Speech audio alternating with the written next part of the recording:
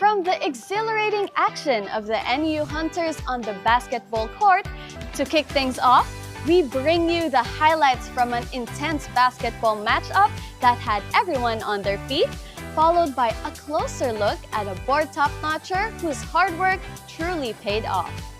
Campus life is filled with different adventures, ranging from edge-of-your-seat sports to academic excellence. While these may seem worlds apart, both reflect the same values: passion, hard work, and perseverance. Qualities that lead us to moments we grow most grateful for. Through the stories of our NEU Hunters and Miss Beatriz, we witness how the NEU community continues to support students in their growth, nurturing their skills and talents, while encouraging them to pursue the things they are truly passionate about. We serve as motivation to students as they pursue their own paths toward excellence.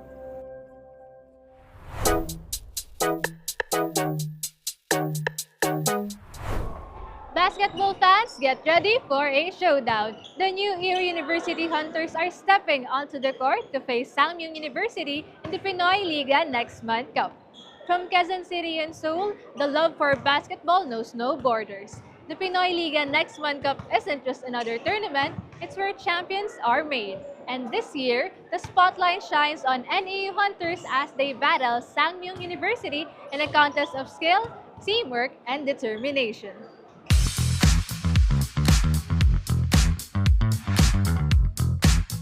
Itong pakiramdam po namin ito, sobrang saya po namin. Lalo-lalo na international po yung nakalaban namin. This Korean University. Thankful po kami sa kanila. Marami po kami natutunan. Sobrang grateful kami kasi binigyan pa nila kami ng opportunity na makasali ngayon sa Pinoy Liga. Siyempre, medyo nag-adjust kami sa kanila dahil yung way ng laro nila is speed pala.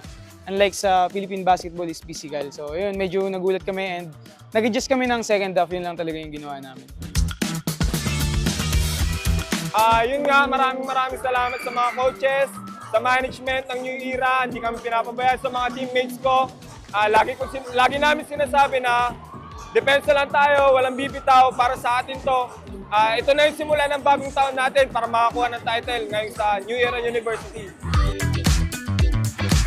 Siyempre po, number one yan. Lahat naman ng team ay pinapangarap yung maging champion dito sa Pinoy Liga. Expect po ng lahat na bibigay namin ng best para makamit natin yung ganong mga inaasam nating mga kampiyonato.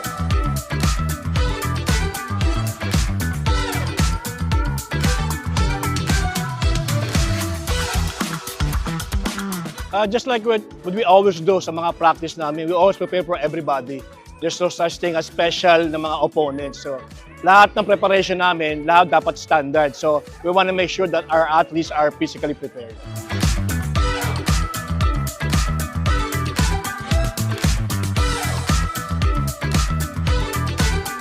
We always encourage our athletes na there's always life after basketball. I know their main focus in attending the New Era universities, first of all, is for their studying, all those stuff. Pero there's always life after basketball. We always motivate them to do better, not only in basketball, but especially in life. Si Pinoy Liga Cup kasi we're a tournament or we're a basketball brand that focuses not just on the UAAP and the NCAA schools. We wanna put a shine or put a spotlight talaga sa mga schools na outside of it para kumbaga sila naman yung maka-level up din.